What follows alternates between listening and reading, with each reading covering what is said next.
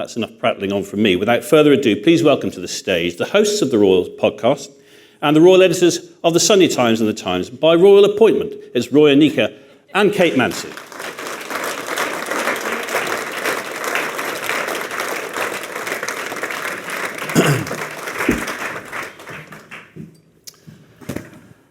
Welcome to the stage. It's very nice to be here. Glad to hear it. Right, now, let's start with the basics. I sense that being a royal correspondent or editor ranks among the hardest of roles one can occupy within a national news organisation. I just want to get a bit of background by asking you both where you began your careers and how you ended up on this particular beat. Kate, should we start with you? Yeah, I think there aren't many royal correspondents who grow up dreaming that this is where they'll end up in journalism, but I'm very happy that I am here. I started at the Liverpool Echo at a time when there was one mobile phone in the office, and if you didn't get in before 6 a.m, then you weren't going to get it. And as an evening paper, actually, back then, it was probably the closest in my career that I've had before being a digital reporter, where we're trying to get things online as quickly as possible, because there were 6 editions of the evening paper, the Liverpool Echo at that stage, and you're always updating the story. So you might be out on a story, a gangland, killing, whatever it might be in the morning, and you'd be updating it, and by the final edition you'd have somebody in prison and a picture of that person, or somebody who'd been arrested. So it was quite fast-paced. And I came down to London, to Fleet Street, the kind of the way that people go, and actually spent time as a war correspondent, and won an award for my reporting in Afghanistan during the war. And that was fantastic and very exciting. And actually came to the Sunday Times years ago, and there was nobody on the royal beat. And on a Sunday paper, you really do need a niche, and Royal will tell you this, something that's your own, where you can carve out contacts. And just by happenstance, that's how I started just before the wedding of Kate and William. Wow. So you went from war reporting to reporting on the royal family. Was there much of a segue there? Well, my hostile environment training has come in handy in recent years with some of the conversations that we've been having at the palace, but particularly with some of the drama that's been unfolding through our pages and online.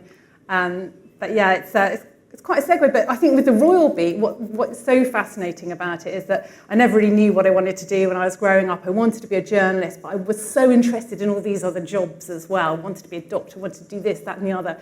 And actually becoming a royal correspondent, you get to dip into everybody else's patch. So it might be politics story, you might be talking about how the king is doing soft diplomacy with Donald Trump, you might be talking about sport and William being the patron of the FA, you might be interviewing Harry Kane, which I did last year. Yeah. And so it touches on everything, which is why it's such a fascinating beat, because they are involved in every part of life, and you get to see it, and great travel as well. Roy, just tell us how you got into this role as the royal editor of the Sunday Times. Where did you start? I started on the very unroyal Building magazine, which was a magazine all about construction and architecture. I started... That's sort of relevant when you think about it. Well, I'm not sure the buildings I was looking at were the ones that the king was very keen on. But anyway, I started on their graduate trainee scheme about 1 million years ago and did that for a year, which was great fun and a very good way in. I think we agreed that local papers, which are faltering, and we hope that they survive, are a great way into nationals. So I did that for a year, and then I joined the Daily Telegraph as a trainee and worked there for 10 years. And I did all sorts. I was a general reporter for a long time, and then I went out to the Sunday Telegraph and was their arts correspondent. That's twice you've sworn now, by the way. Can you just cut it out? Sorry. And I remember when I was doing the arts brief, which I absolutely loved, and which was very varied. And there's a bit of an issue with the mic. Can anyone else hear that, or is it just me? Yeah, slightly. I was doing the arts brief and loved it, and the editor at the time. Is it possible to just, we sorted that? Yeah, thank you. My then editor proposed me doing the royal brief because we had a chief reporter who did it on the side. It had been a really quiet brief for years, imagine that. It was a brief that nobody wanted to do. And he was leaving, and my then editor said, I'd quite like you to do it. And I rolled my eyes and said, I have no interest in the royal family whatsoever. There is no way I'm doing that. And it was a bit of a kind of 3-line whip. And so I took it on with the arts brief and did them together for a bit. And my predecessor, who was the chief reporter, said, don't worry, I'll give you, we'll do a 3-month handover. I'll introduce you to the press secretaries. You get to go on some nice tours. So I thought I was going to have a very sort of easy handover. And 2 weeks later, William and Kate got engaged. And this juggernaut of a story came flying towards me. Yeah. And it has been very, very busy ever since. It has been very busy ever since, which leads me on to my next question, really. Can you try and encapsulate for us what the average day of a royal reporter looks like these days? No, because there is no average day. And that's why it's so fun, because anything could happen. Yeah, I mean, it's you can start out on a day and think, oh, it's going to be a very straightforward day. I'll go to a briefing, I'll go to a meeting, I'll meet a contact, I'll think about what story I'm going to do for Sunday, what's the read, what's the newsline, and then Prince Harry will give an interview to the BBC, and everything you thought you were going to do, or all the time off you thought you were going to take, disappears. And that's how it's been for the last few years. You never quite know what's around the corner. There's never really an average day. At the time, the other year, wasn't there, where we had the note that the Princess of Wales is in hospital, and the King was going to go into hospital. All in the morning. And that was within 90 minutes. Yeah. And it was, you were there in the newsroom when it was happening, and it's just, everyone turns and looks to you, and this is, when it's a big story, it's huge. I think our audience might appreciate actually understanding how that works a little bit, really, because I think the news was timed to come out at 6 o'clock from memory of, for instance, Kate going into hospital, but we get some advance warning of a statement, don't we? With Kate being in hospital, it was announced in the morning, and then 90 minutes later we heard the King saying that he was going to be going into hospital. But with the King's cancer diagnosis, for example, that was embargoed. That was the 6 p.m. And with something as serious as that, often very senior hands of the King will be phoning up the editors to have those kind of private chats with them. Not always. But with the King's diagnosis, it was. So we knew something was coming along the line. We had our briefing, I think, about 4 o'clock that day, and then everything under the 6 o'clock embargo. And obviously, as a news organisation, we want to be first off the blocks with that 6 o'clock. So on your phones, you get that news alert from the Times, not from the BBC, not from anywhere else that you might get your news. We want to be bringing you the first, the most accurate. So then everything comes into play, the news desk, the features editors, everything, how the health editor, what's the panel that goes alongside that we can explain what's going on with the King. And then it miraculously all happened so that when we press send, we were first off the blocks at that. We had a notification out, I recall. Roy, you mentioned, you said you can't really explain what an average day is like. Here's another way of putting the question. When did it all change? Because I think you hinted that it wasn't always like this. What was it with William and Kate? Is that when it became so much more rock and roll? I mean, I've only been doing it since they got engaged, and it has, those first few years when they got engaged and we went on that first overseas tour with them to Canada and California, I mean, they were like rock stars. It was like, and what was very interesting about that tour was going to Canada and being with them in Canada, the future King and Queen of Canada, the Canadians, have a very sort of reverential actually attitude towards the royal family often. And then going to America and seeing the switch and seeing them, I remember going to that BAFTA. We went to a BAFTA sort of awards a celebration of BAFTA, and William being president of BAFTA, and that every Hollywood star you could think of was there. Literally, Meryl Streep, Nicole, they were falling over themselves to meet them. And that was the first time I think I really understood sort of the star power that surrounds the royal family and the kind of gold dust that they carry, for UK PLC abroad. And we still see that, don't they? Yeah. We still see kind of mega stars just as they're in the reception line, and you can see them kind of turn to jelly, and it might be the King's approaching or, William's coming up. But it has been since then. It has been, I've been doing it, we've been doing it since, 2010. Yeah. There has not been a quiet month ever since. I wonder if it's because of that's when the younger generation came to maturity, as it were. So it's when they started getting really interesting and misbehaving. Yeah, that's a fair point actually. Yeah, I hadn't thought of it like that. Having their own opinions. Kate, can you explain some of the protocols around royal reporting? So, how close to the subject matter is it possible to get, given that you're writing about just about the most famous people on the planet? Well, of course, yeah, we always want as much access as we can get. So if we're on a foreign trip, if we're on their plane, we often will have a little chat with whoever it is, the member of the royal family, will come back sometimes and have a little chat with us, and things like that will be really key to making our reporting as accurate as possible, because you can ask questions in a kind of, controlled environment. I suppose that the idea is that it's all in the vault, that you don't quote them, that they can speak more freely, but you do get to have an insight into what they're thinking and how they operate, what their interests are. And those sorts of things are really key. Other than that, we're talking to, obviously, their comms team. We're talking to people around the palace. I mean, and one of the reasons why I sort of stayed in the beat so long is because, and Roy will say this as well, it's very hard to get palace sources and people who actually know what they're talking about. A lot of people will talk, but they might not really be on the inside. Yeah. So once you get people who do know what's going on, you hold on to them, you take them for lunch, and you make them your best friend, because they're going to be that, that key source that you'll see that we often can't name in the paper, that will give you the stories that you need. That's going to, you're going to run up to the editor and say, stick this on the front. We'll come back to the sources in a second, but you said something that I didn't realise there. So I think we're quite used to seeing, for instance, the Prime Minister or senior politicians in a huddle on a plane with journalists. So do members of the royal family do that as well, or is it? We do. So we're more civilised. Kate and I are about to go to Canada with the King and Queen next Monday for 24 hours to Canada for the State Opening of Parliament, and we will travel on the Canadian government plane with them. Sometimes when we do other tours, we go on the Voyager, and very often with the King and Queen and with the Waleses, they will come to the back of the plane, usually after the tour, and just have a sort of relaxed, off-the-record chat about, how you found the tour, how they found the tour, and it's just a nice way of them, I think, kind of acknowledging the effort that you put into the job, and it's a good way for us to, we not just get the FaceTime, but when we do the engagements, you're so busy kind of following them around and seeing what they're doing, you don't really have the time to kind of stop and chat, and very often it's not appropriate. Yeah. But in a slightly more relaxed setting like that, it's a very good way of seeing them, slightly behind the scenes.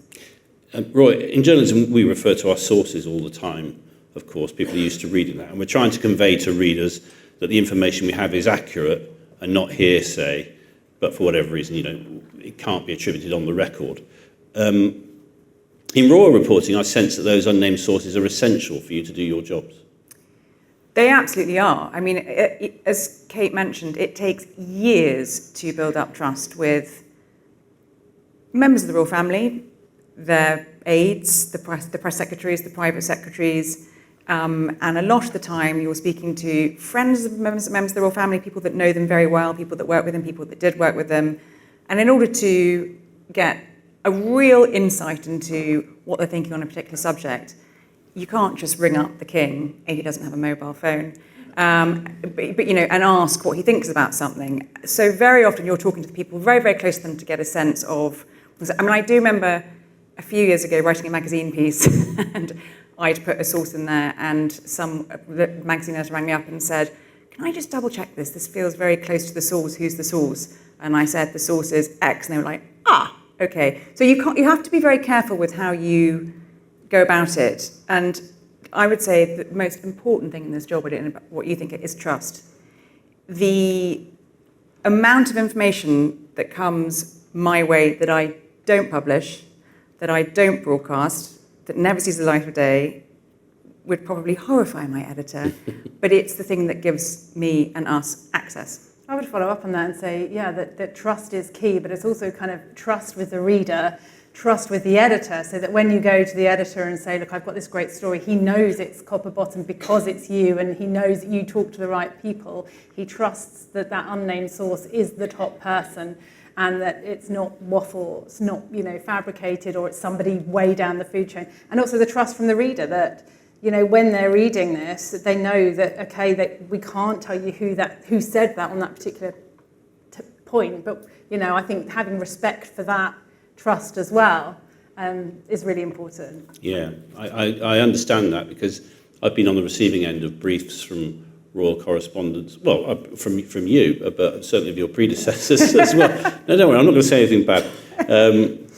And quite often, it's not unusual to get a brief from a reporter in your position and then get a call from a press secretary a little bit later on, just clarifying exactly what it is you're going to write in tomorrow's paper.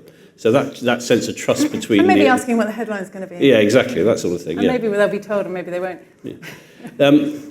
The reality, Kate, is that the royal family is much like any other sort of dynastic institution, isn't it? It's a family, it's full of politics, as we see more often than not these days, and of people who want to pursue their own ends.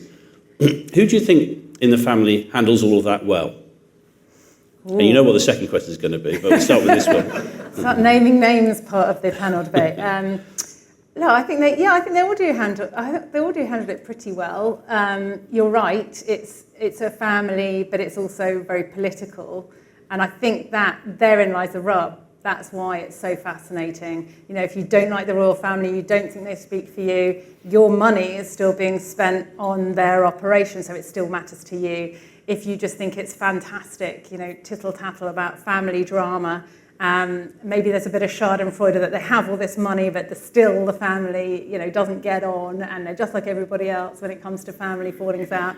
There's an element of every part of the story that I think, you know, brings it to life. Is why we see, you know, the large numbers clicking, regardless of when people, you know, some of the comments underneath. And I think the king does handle it well. I think he's a very different character from his late mother, and I think and obviously Prince Philip, who was this great kind of head of the family and kind of trying to keep everybody in line. But I think we'll see a big change when William ascends the throne. I think he's very different again, and I think he'll lead it. You know, there was this big conversation, wasn't there, about what will happen when the Queen dies, such a long reign, 70 years on the throne, and some sort of anxiety, I think, about what kind of monarch Charles would be. But I think the big change will be the next reign. Mm. I think that's what we'll see. Roy, you're going to get the second half of this question. You've got two easy answers, surely. Who doesn't do it well? Now, I wouldn't be a very good royal editor if I told you straight what I thought about that, would I now, Jeremy? Look, I always feel that people often say to me, I can tell what you really think when you're writing, or I can sort of read between the lines of what you really think. And I think Kate's right. I think it's a very difficult job to be in the royal family if you want to still do it as a job. I wouldn't wish it on anyone. I can't imagine what it's like living in the public eye like that. I think it's pretty obvious that some members of the royal family, working or not working, are having a harder time than others in finding their feet in other parts of life. But look, how to answer that diplomatically? You know, for instance, okay, Prince Harry gives an interview to the BBC a few weeks ago. You know, I wrote this in my column about it, asking for reconciliation with his family, but firing off missiles to his family. I would suggest, and I'm not in that family, thank goodness, I would suggest that maybe that's, you know, possibly not the best way to go about reconciliation, or that's not really what reconciliation looks like. But, you know, he's had his own experiences, and he's, you know, had his own struggles with being inside that family, and is trying to find his feet outside of that family. And I don't, you know, good luck to him, but I think he is finding that quite hard. This made me think of another question, Kate, with regard to that situation. How difficult do you think that is for Charles, where he's got two roles in that relationship, really? He's the head of state, he's the king, he's got to keep all this together somehow. You know, never complain, never explain, all this sort of stuff. But also, he's Harry's father. Do you think there is an inner tension there for him, or is it just straightforward, this is my duty, he's out of the game, we're not going to talk? Yeah, I think it's been hugely upsetting to the king, and I've spoken to people very close to him who said that. I think he does find that sort of turmoil about it. When Harry, in the recent case that's been going on now for 3 years and has now finally finished, which culminated with that BBC interview, you know, one of the king's friends said he's suing his father's government in his father's courts about a decision over security, which also involves his father's security. So he then does not feel that he can speak to Harry, and not least of which, you know, it might end up on television, as we've seen time and time again. So it's such an unusual kind of pressure to put on a father-son relationship anyway. I think there's also the way in which the king is handling this sort of harks back to the way in which the late Queen handled the Prince Andrew problem, the persistent Prince Andrew problem, which is still being handled now. Yeah. And I remember at the time of the Newsnight interview, and he had to step back from duties very soon after that, and then very soon after that, the Queen stripped him of all his baubles, his military honours, his titles, his charities, and everyone was like, oh, but he was supposed to be the favourite son, which was actually a bit of a myth, by the way. But it was, the way it's explained by people very close to the Queen, it's true, no. You just dropped that in. There you go, there's the A-bomb. It is, having a lot of conversations around that time, and I've had them since with people who say the same thing about Charles and Harry, is that there's the family, and then there's the family business. And the monarch will almost always put the family business before the family. Yeah, they can't allow because they have to. They can't allow anybody to tarnish that. That's the duty. That's the kind of But it brand doesn't of the monarchy. Yeah, and it doesn't change. You'll always get people close to things saying the king really loves his brother, but the king really loves his son, but, and that's the family business versus the family, which most of us don't have that sort of strange tension. No, not quite. No, that's fair to say. How closely does the royal family read your work? I'll start with you, Roy. How do they make their opinions to you known? Presumably, you don't wake up from... Well, you just said the king doesn't have a smartphone. Well, I don't wake up to WhatsApps from the king, but I do wake up to WhatsApps from his press secretary sometimes, with varying levels of critiquing. Do they read it? Yes, they do read it closely. And even when a press secretary tells you they don't, they do. Harry particularly reads things very closely, and when he was still here, he would tell you if he liked something, he would tell you very quickly. If he didn't like something, if he didn't like something after he left and went to America, you'd get a legal letter. I had lots of those. You read the comments as well. He would read the comments under the stories. Really? And tell you about them. Yeah, and say... Do any of you comment on our stories at all? Because you have a royal audience, if that's the case. Yeah. I don't know if he still does. They do read what you write. They do follow coverage. They are interested in it. The king... It's interesting, the king doesn't sort of flick through all the papers every day in the way that the Queen did. The late Queen looked at the Racing Post first and then looked at everything else. The king gets, in quite an old-fashioned way, gets given a handful of cuttings about him sort of at the beginning of the week, so he sees what the coverage the week before is, and if he doesn't have coverage on something that he wanted coverage on, he will ask the press secretary, why wasn't there more coverage of me visiting the super sewer last week? And the press secretary will say, well, Your Majesty.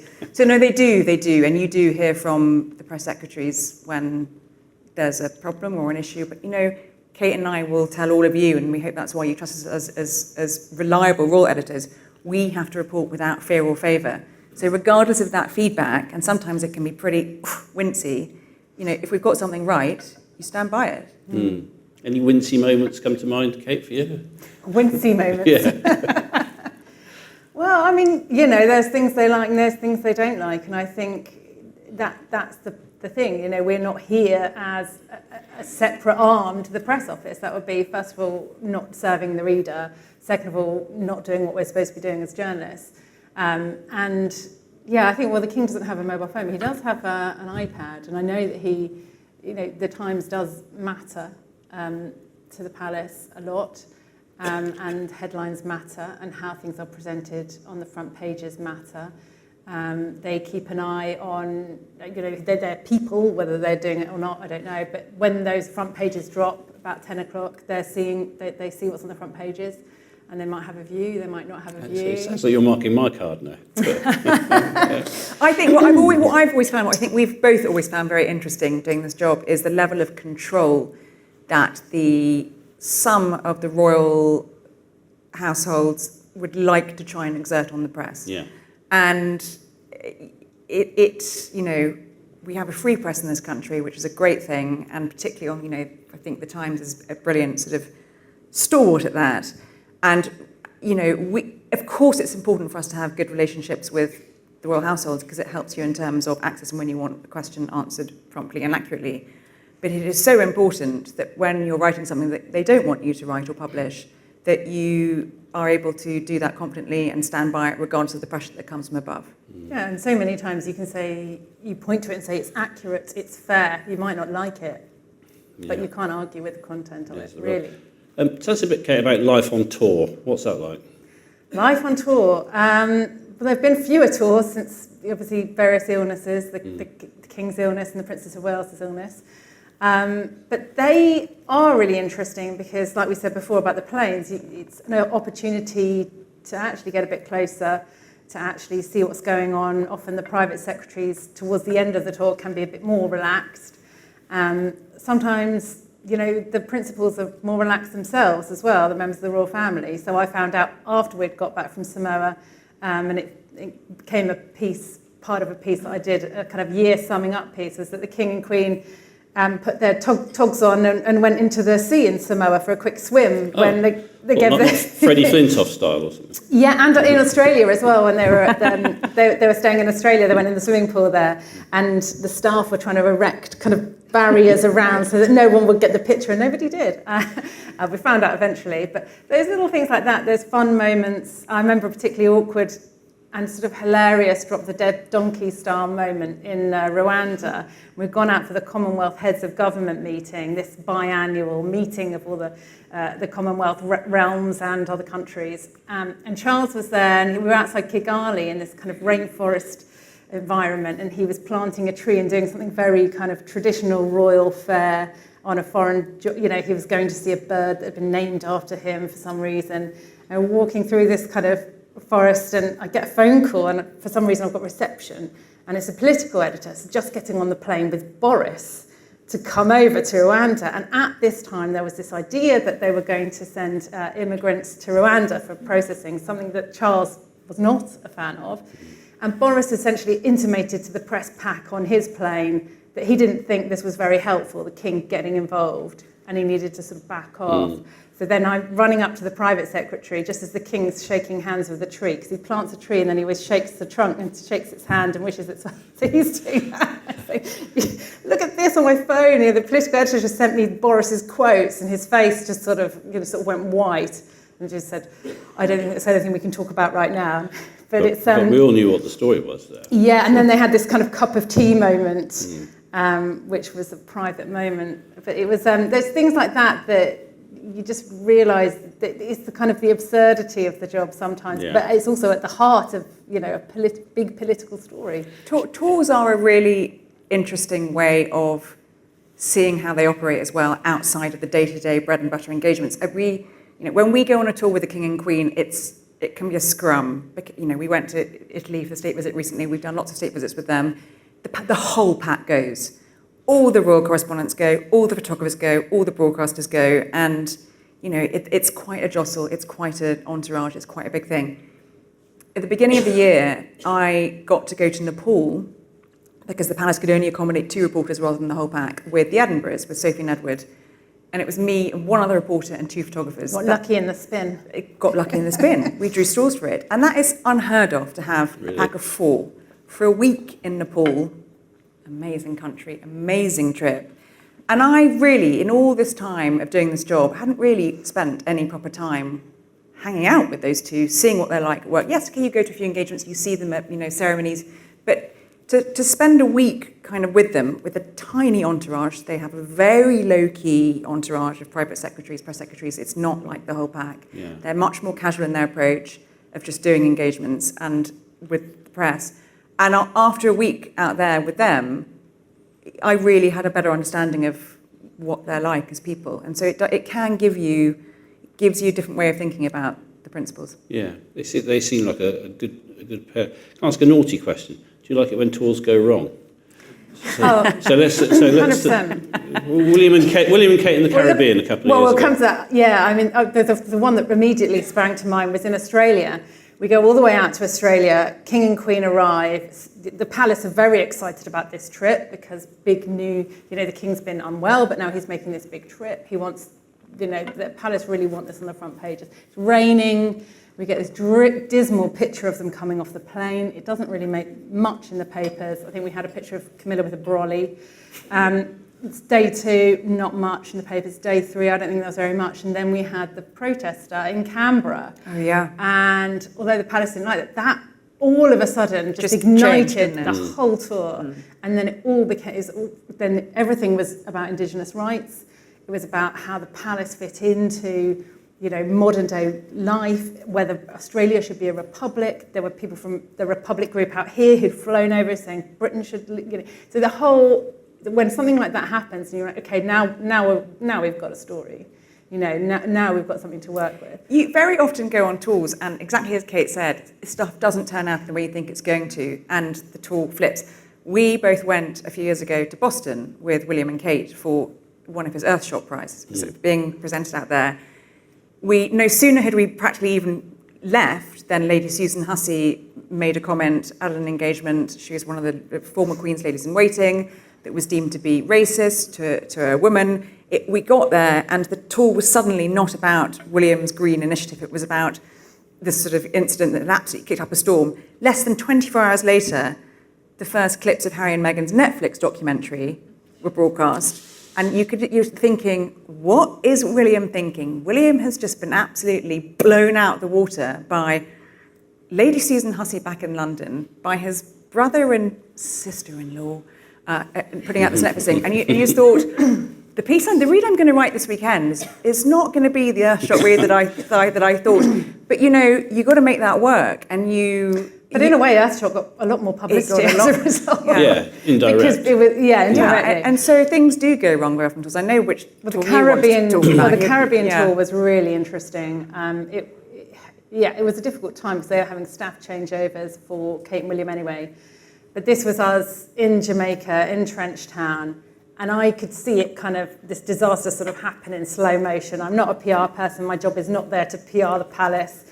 But they were on this football pitch, and there were loads of kids who'd come to the railings outside, and there was sort of chicken wire, and the kids were sort of shouting, and they were there with a well-known football player whose name escapes me, and he had gone over and shaken their hands through the fence. And then Kate and William arrived, and you could see after they played this little game, went to see everybody, that they went over to try to shake the hands with some of the kids who actually, they were going to go out the side anyway, and they did, and meet them anyway. So I don't know why they decided to, because they were shouting towards them, they thought it'd be good to go over there. And as they were walking, I just thought, that image, that's not going to be what people, the reality of being in the field was not how it was then portrayed on, and it just didn't look good. Yeah. It looked like they were being fenced off.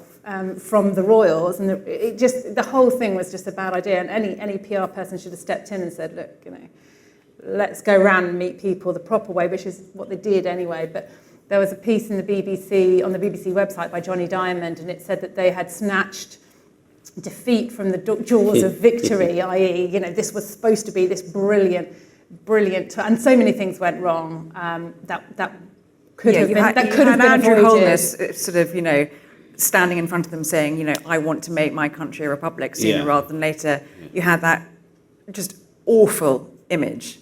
There's no way of dressing it up of William and Kate in that Land Rover being driven by a black soldier, and just the imagery of that. And what they had wanted to do was at the request of that country's government saying, we want to mock up or echo the imagery from 40, 50 years ago with your grandmother. But times have changed, but while a lot of things on that trip went wrong, I actually thought William handled that incredibly well, because at the end of the trip, he came out with an unprecedented post-match analysis statement where he basically said, we don't always get everything right. We didn't get everything right on this trip.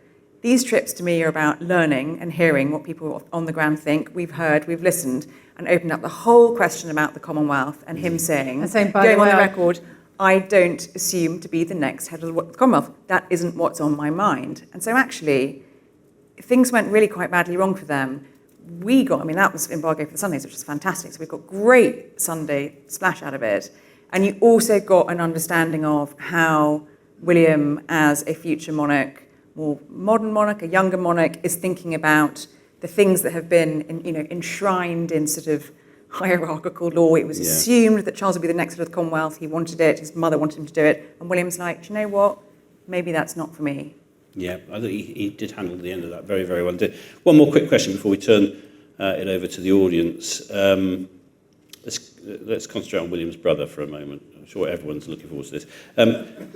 Do you think, Roya, there will ever be an accord between the Sussexes and other senior members of the family, or has that ship sailed for good? No time soon. I don't think. I would hate to think that the bonds can never be repaired, but I think as things stand at the moment, it's very, very unlikely. There is so much pain and hurt on both sides. There is so much mistrust on both sides. I think the brothers particularly have taken such different paths. The brothers feel so betrayed by each other. And unfortunately, living life in the very public way that they do makes it even harder. So that's a very long answer to your question. At the moment, no. We get the answer. Yeah, Kate. Same question. Same question. Yeah, I think the brothers. I think for William, it was not just the kind of slings and arrows that Harry aimed at him. It was towards his wife as well, with whom Harry had actually been very close, with the Princess of Wales. And I think there are lines in the sand now that will be very hard for William to go back. Very hard. Perhaps between the King and Harry, we could see more of a reunion, but I think the brothers, it would be very difficult now, as things stand at the moment, for it to kind of progress, unfortunately. Yeah. Okay. Well, look, there you have some insight from Roya and Kate into what life's like as a royal editor, and also some of the stories that they cover on a daily basis. So I'm going to open up to you now for questions. Has anyone got anything? Yes, madam, in the green top there, I think you had your hand up first. Hi, thanks. Very interesting, thank you all.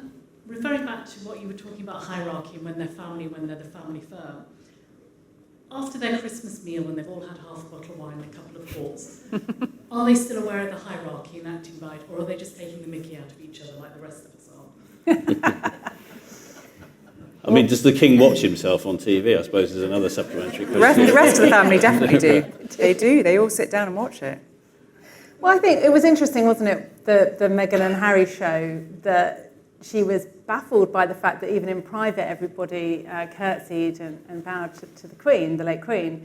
But as a family, that's very much how it works. There's a hierarchy and you know, we see it in public and it happens in private too, that there'll be curtsies and bows upon meeting. But and it stays as formal as that throughout Christmas dinner, do you think? I mean, I know you haven't been around the table. I don't think it'll be as formal as that throughout the whole dinner, but no, I'm sure there's lots of fun anecdotes that they've shared themselves. That Prince Philip used to get Harry and William when they were little boys on holiday at Balmoral and get them to hold the mustard pot, and he'd come behind them and go like that and squirt it up to the ceiling. So there was lots. I think there is a lot of fun, and they all seem to have a pretty decent sense of humour. I think it'd be very hard to be in their roles if they didn't have any sense of humour at all. I remember quite recently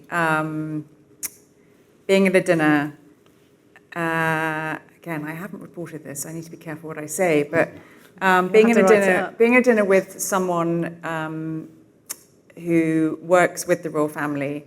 It's not a work dinner they and he was talking about being up at Balmoral and how incredibly informal it is, and he described a wonderful scene of when they were having a picnic in one of the bothies, and he was with the Queen, the late Queen Elizabeth, and Philip, and actually the whole family. And he said it literally, the minute they closed the door of that bothy, it was he could not believe how informal it was and how relaxed the Queen was, and all of that flummery and all of that formality, he just fell away. And he said, I've worked with them for a very, very long time, and that was his first time to Balmoral. He's been a lot since, and he said it was just like seeing something completely different. That's really lovely.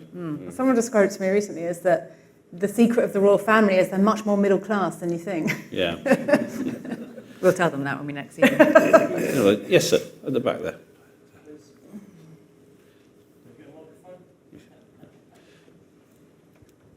Thank you. So I'm with a bunch of PR guys here, and I'm always fascinated by the embargo. Okay, and you talked about the embargo earlier, and you've got this big story, and you know about this story at 4:00 in the afternoon, but the embargo is till 6. So what kind of pressure are you under to run that story before the embargo? And how does all that work? Can you run it, or is that like... You can't really break embargoes. If you break embargoes in our game, you get cut out pretty quickly. I mean, the embargoes can feel slightly sort of old school and old fashioned, and they are, the way the royal households do them do tend to be still geared towards the broadcast 6 and 10 bulletins, or when our front pages tend to drop on social media. But if you, as a national paper, break an embargo and you go first before everyone else does, A, you will incur the wrath of the press secretaries and who'll threaten to not give you something next time, and B, you incur the wrath of your colleagues. And although we are all friendly rivals, we also all need to work together sometimes on big stories like that. So that's why we don't break embargoes. Yeah, Right I think, answer. Kate, I find actually, especially when it comes to rural stories, embargoes are actually quite useful because if you get a big story and you've got a 3 hours head start on it, it just enables you to prepare that package that you need to prepare. Yeah, so an argument in case was the Princess of Wales when she announced that she was undergoing chemotherapy and she'd been away and there'd been all the speculation online. It was all swirling, wasn't it? All sorts of strange and curious explanations as to why she had been for the surgery and what was going on. Then we had this drop under an embargo, and we had this sort of online briefing, and they check very closely who you are as you enter that online briefing. There's only a few of us in there. They explain what's happened, they explain the video, and then you get to see the video under the embargo. But also there might be like Q&As chance as well, so it means that when we break the story, we can break it as accurately as possible and tell you as much as possible, and it can be very, very helpful. I've noticed that the embargo shortening, I think, a bit recently, so it means that everything has to be done very quickly. But I think an hour and a half is normally quite good for us, because then we can produce a great package. That's very fair. So you had your hand up there.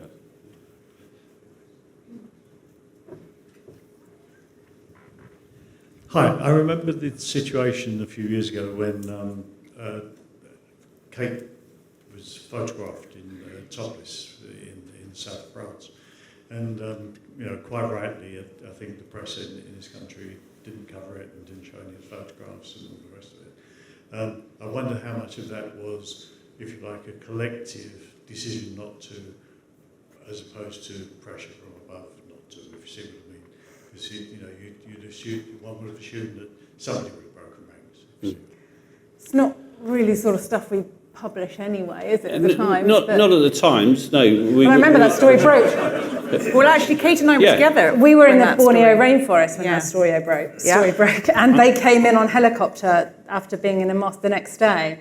And they came out of the helicopter, and there was only 4 of us who got into the jungle where they needed to be. And they walked in to look at some ants or something with some anthropology or something that was good. And normally we would have followed them, and we just went straight to the private secretary. He sort of came out of the helicopter with his hands up and said, "Okay, I'm going to tell you what's going on." And William was obviously incandescent and sued, quite rightly. But no, I think that was just a case of just common decency in journalism.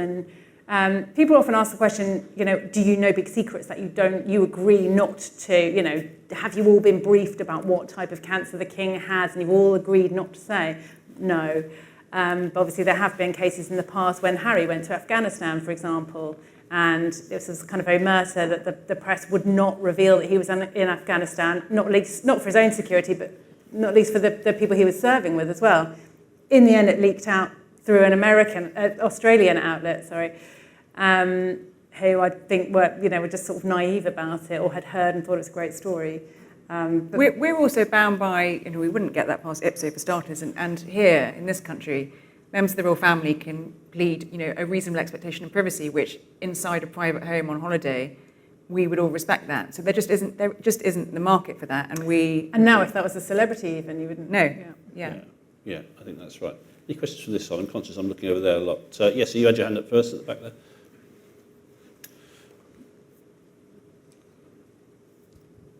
Hi, your respective correspondents for the Royals, with the different newspapers, you have your own views, you have your own opinions, and you report back the facts, I'm sure.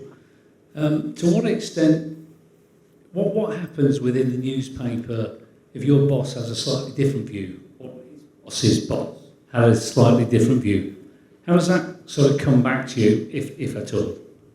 Well, I can honestly say, I can't speak for Kate, and I know Kate will answer very honestly, but I'm extremely lucky in working at the Sunday Times. In the 10 years now that I've been there, the 3 different editors I've had, I have never, ever had pressure from above to influence what I write, to have a different opinion to the one that I hold, to change any facts in my story. And I have to say, it's one of the main reasons that I stay doing what I'm doing and where I'm doing it, because, and I think that's built up from years of trust as well. The editor, my editor, is a highly intelligent man and knows a lot about a lot, but he also trusts and respects all his specialists to really be in the weeds of that, in the reeds of their job. And so he may have a very different view to something that I do, and he will tell me that, and we will have a robust discussion, but he will never expect me to bend to his opinion on anything,